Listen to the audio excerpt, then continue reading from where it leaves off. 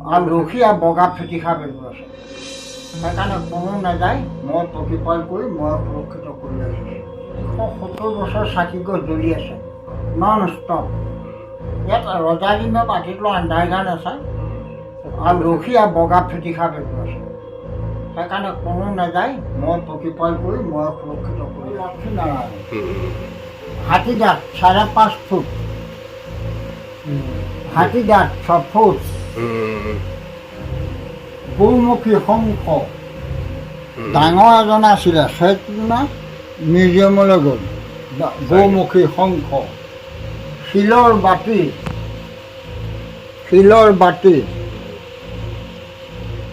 এইবোৰ চুৰপা চুপি হোম দিয়ে। আমি মাজুলীৰ মাটিত মানে ভৰি থলোঁ আৰু আহি পেলাই আমি গৈ আছোঁ এতিয়া দক্ষিণপাট সত্ৰলৈ। অকণমান পিছতে দক্ষিণপাট সত্ৰৰ আমি গেট দেখিবলৈ পাম। নমস্কাৰ বন্ধুসকল, আজিৰ এই বিশেষ পৰ্বত আমি আহিছোঁ অসমৰ সাংস্কৃতিক ঐতিহ্য এক অমূল্য ভাণ্ডাৰ মাজুলীৰ পবিত্ৰ ভূমিত অৱস্থিত শ্ৰী শ্ৰী দক্ষিণপাট সত্ৰলৈ। ব্ৰহ্মপুত্ৰৰ বুকুত অৱস্থিত মাজুলী কেৱল বিশ্বৰ বৃহত্তম নদীদ্বীপেই নহয়, ই হৈছে বৈষ্ণৱ ধৰ্ম, সংস্কৃতি আৰু আধ্যাত্মিকতাৰ এক জীৱন্ত সংগ্ৰহালয়। এই মাজুলীৰ বুকুতেই শতাব্দীজুৰি ইতিহাস বহন কৰি থিয় হৈ আছে শ্ৰী শ্ৰী দক্ষিণপাট সত্ৰ।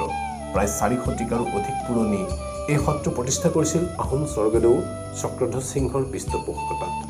মহাপুৰুষ শ্ৰীমন্ত শংকৰদেৱ আৰু মাধৱদেৱে প্ৰচাৰ কৰা একশৰণ নাম ধৰ্মৰ আদৰ্শ আজিও ইয়াত সমানে জীয়াই আছে। সত্ৰৰ প্ৰৱেশদ্বাৰত খোজ দিয়াৰ লগে লগে অনুভৱ হয় এক অপূৰ্ব আধ্যাত্মিক পৰিৱেশ। নামঘৰৰ শান্ত পৰিৱেশ, ভকতৰ নাম প্ৰসংগ আৰু পুৰণি স্থাপত্যই যেন আমাক অতীতৰ যুগলৈ উভতাই নিয়ে। দক্ষিণপাট সত্ৰ বিশেষকৈ ৰাস মহোৎসৱৰ বাবে সুপৰিচিত। প্ৰতি বছৰে হাজাৰ হাজাৰ ভক্ত আৰু পৰ্যটকে এই ঐতিহাসিক স্থানলৈ আহি শ্ৰীকৃষ্ণলীলা আৰু বৈষ্ণৱ সংস্কৃতিৰ অপূৰ্ব ৰূপ উপভোগ কৰে। ইয়াৰ সংগ্ৰহত আছে বহু মূল্যৱান পুৰণি পাণ্ডুলিপি, ধৰ্মীয় সামগ্ৰী, ঐতিহাসিক স্মৃতিচিহ্ন আৰু সত্ৰীয়া সংস্কৃতিৰ বহু গুৰুত্বপূৰ্ণ নিদৰ্শন। এই সম্পদসমূহে অসমৰ গৌৰৱময় ইতিহাসৰ সাক্ষ্য বহন কৰি আছে। স্থানীয় লোকসকলৰ মাজত দক্ষিণপাট সত্ৰক লৈ বহু অলৌকিক কাহিনী আৰু জনশ্ৰুতি প্ৰচলিত হৈ আহিছে। বহুতে কয় সত্ৰৰ কিছুমান গুপ্ত ৰহস্য আজিও সম্পূৰ্ণৰূপে উন্মোচিত হোৱা নাই। ইতিহাস, বিশ্বাস আৰু লোককথাৰ এই মিশ্ৰণী দক্ষিণপাট সত্ৰক অধিক ৰহস্যময় আৰু আকৰ্ষণীয় কৰি তুলিছে। আজিও এই সত্ৰ কেৱল এটা ধৰ্মীয় অনুষ্ঠান নহয়, বৰং ই অসমৰ জাতীয় চেতনাৰ এক জীৱন্ত প্ৰতীক। ইয়াৰ প্ৰতিটো ইটাৰ মাজত লুকাই আছে শতাব্দীজুৰি ঐতিহ্য, ভক্তি আৰু সংস্কৃতিৰ কাহিনী। বন্ধুসকল, যদি আপুনি ইতিহাস, সংস্কৃতি আৰু আধ্যাত্মিকতাৰ প্ৰেমী, তেন্তে শ্ৰী শ্ৰী দক্ষিণপাট সত্ৰ আপোনাৰ বাবে এক অনন্য গন্তব্যস্থান। ভিডিঅ'টো ভাল লাগিলে শ্বেয়াৰ কৰিব আৰু DK Sub চেনেলটো ছাবস্ক্ৰাইব কৰিবলৈ নাপাহৰিব।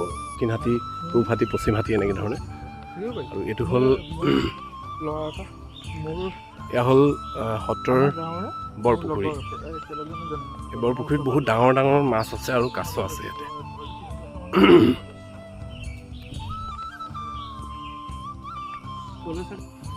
এয়া হৈছে মূল সত্ৰ। এইফালে সোমাব লাগিব। আৰু এইভাগ সংগ্ৰহালয় মই যেতিয়া আগতে আহিছিলোঁ আগৰবাৰ, তেতিয়া এই সংগ্ৰহালয় বনাই আছিলে, আণ্ডাৰ কনষ্ট্ৰাকশ্যন আছে। এতিয়া যথেষ্ট সুন্দৰকৈ হৈ গ'ল বুলি ভাবিছোঁ আৰু ভিতৰলৈ সোমাম অলপ পিছত। আৰু বৰভঁৰালটো আছিলে সেইফালে অলপ পুৰণি ঠাইডোখৰত আছিলে বৰভঁৰালটো। এতিয়া বৰভঁৰালৰ বন্ধুসকল, দক্ষিণপাট সত্ৰৰ এই প্ৰাচীন বৰভঁৰালক লৈ আজিও বহু ৰহস্যময় জনশ্ৰুতি প্ৰচলিত হৈ আহিছে। স্থানীয় লোকবিশ্বাস মতে বৰভঁৰালৰ চৌপাশে এহাল বিৰল বগা ফেটি সাপে যুগ যুগ ধৰি পহৰা দি আহিছে। বহুতে কয় এই সাপটো সাধাৰণ সাপ নহয়, ইহঁত যেন সত্ৰৰ ঐতিহ্য, সমৃদ্ধি আৰু গুপ্ত সম্পদৰ নীৰৱ ৰক্ষক।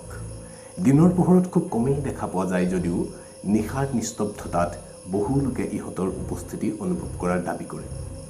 সত্য নে কেৱল লোককথা?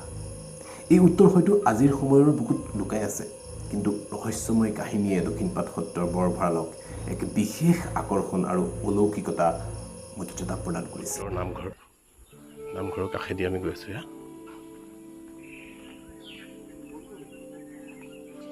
এভাগ হৈছে মূল নামঘৰ। আমি ভিতৰত হয়তো যাবলৈ নাপাম। এইখিনি কাঠৰ খুটা দেখিছা নাই? কিমান ডাঙৰ ডাঙৰ কাঠৰ খুটা এইখিনি। পকা পকা নহয়, কাঠৰ হয়। এইখিনি কাঠৰ খুঁটা, এই ডাঙৰ ডাঙৰ খুঁটাবিলাক কাঠৰ, এনেই কোৱা যায় তুলসী কাঠৰ খুঁটা বুলি, কিন্তু তুলসী গছ ইমান ডাঙৰ ভাবিব নোৱাৰি, নহয়নে? একদম বহুত যুগৰ পুৰণি হয় এইখিনি দেখিছেনে কিমান পুৰণা বস্তু এইখিনি। আমি নৰেনতাৰ ওচৰত গৈ আছোঁ, এইফালেদি আগবাঢ়ি যাব লাগিব। এইফালে আছে বহা, এইফালে কোন হাতী এইটো? পূব হাতী, উত্তৰ হাতী আছে। আমাৰ নৰেনতা পূব হাতীতে আছে। অঁ ঠিক আছে দিয়ক। এইখন সত্ৰৰ আমি পূব হাতীলৈ গৈ আছোঁ। কৃষ্ণ অঁ আহা।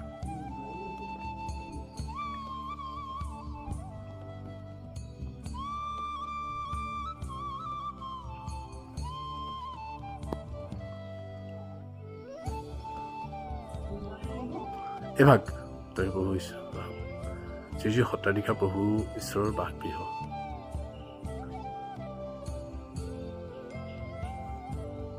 এভাগ সত্ৰাধিকাৰৰ বাসগৃহ হয়। তেখেত চাগে আছেনে নাই নাজানো।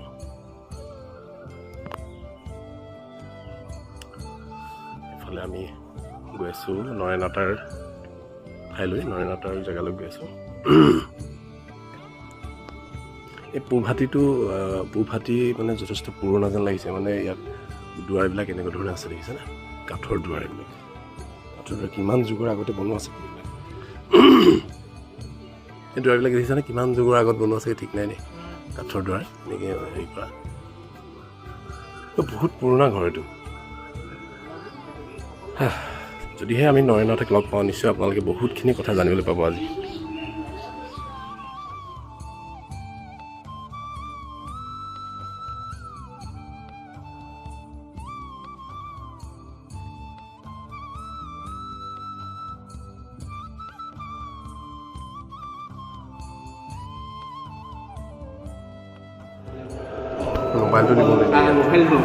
মোবাইলটো নিদিয়ে নিবলৈ, গতিকে তেখেতক বন্ধুসকল আপোনালোকে নিশ্চয় ধৰিব পাৰিছে যে নতুন সংগ্ৰহালয়ত ভিডিঅ' কৰা মানা আছে।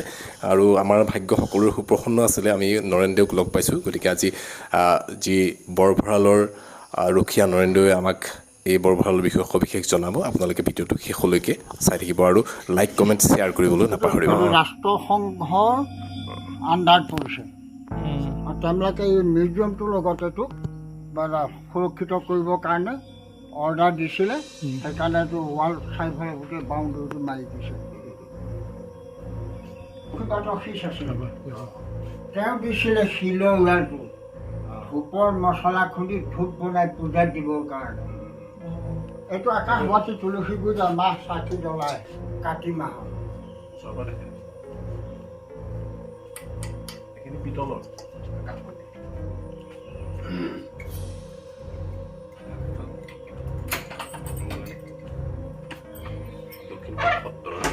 মূল যি বৰভঁৰাল, এই বৰভঁৰাল যিটো কোৱা হয় যে দুহাল এহাল সৰ্পই ৰখি থাকে বুলি, সেই বৰভঁৰাললৈ সোমাবলৈ লৈছোঁ।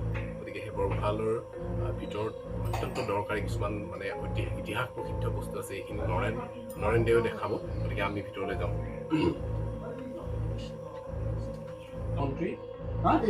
এইটো ধৰ 370 বছৰ চাকি গছ জ্বলি আছে নন ষ্টপ।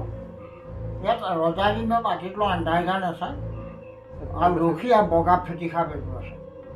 সেইকাৰণে কোনো নাযায়, মই প্ৰতিপাল কৰি মই সুৰক্ষিত কৰি ৰাখিছোঁ।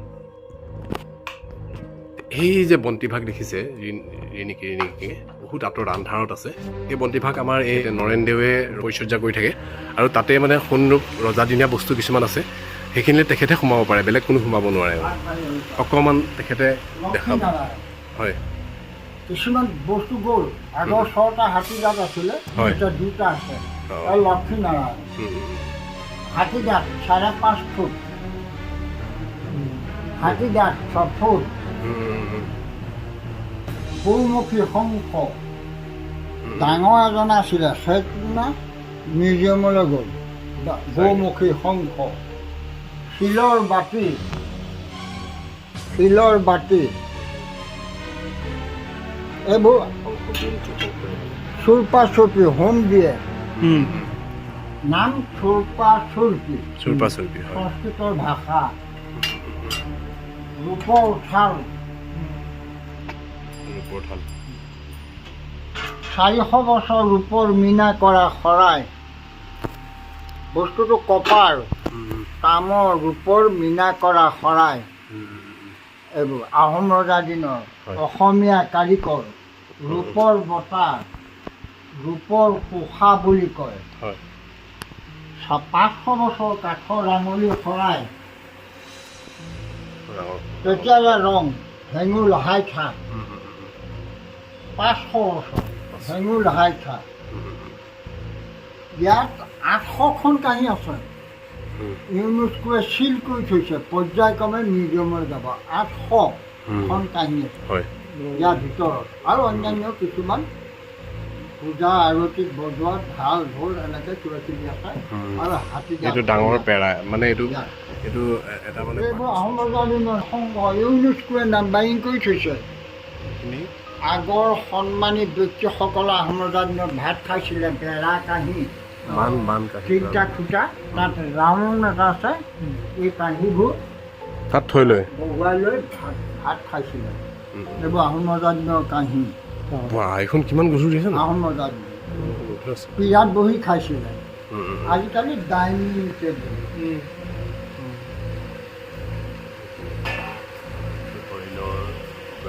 এইবোৰ উভুৰিয়াই থৈছে। মিউজিয়ামলৈ যাব, পৰ্যায়ক্ৰমে যাব। 400 বছৰ আমাৰ হাতত মীনা কৰা শৰাই, চব হেৰি ইউনেস্কো নাম্বাৰিং, নাম্বাৰিং কৰি থৈছে চব 400 বছৰ। ইউনেস্কোৱে বস্তুখিনি নাম্বাৰিং কৰি থৈছে। এইখন জানাই লৈছে বনাব। এইবোৰ বানবাতি, ইউনেস্কো নাম্বাৰিং বানবাতি।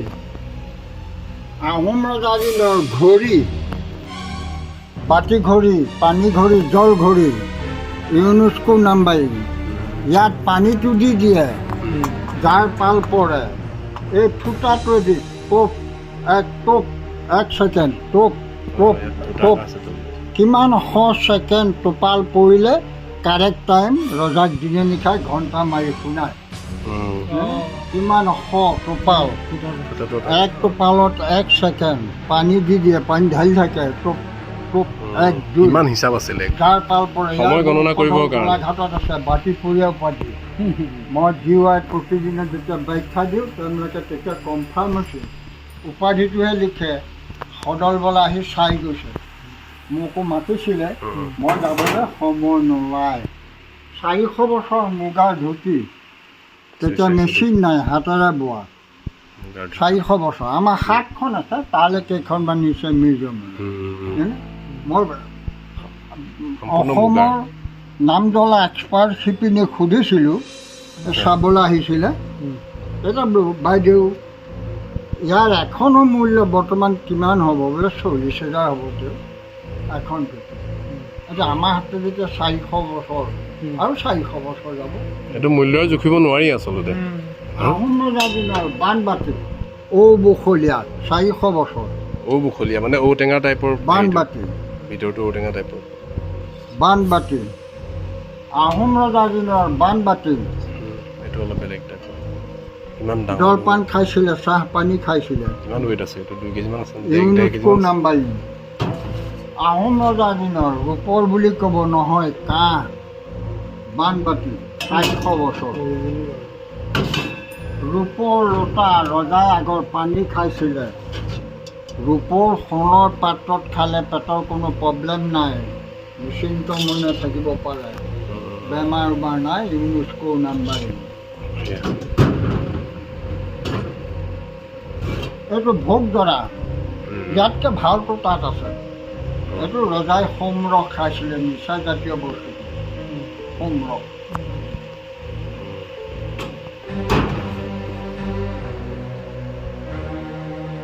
আগৰ ৰজাই তামোল খোৱা বঁটা 400 বছৰ।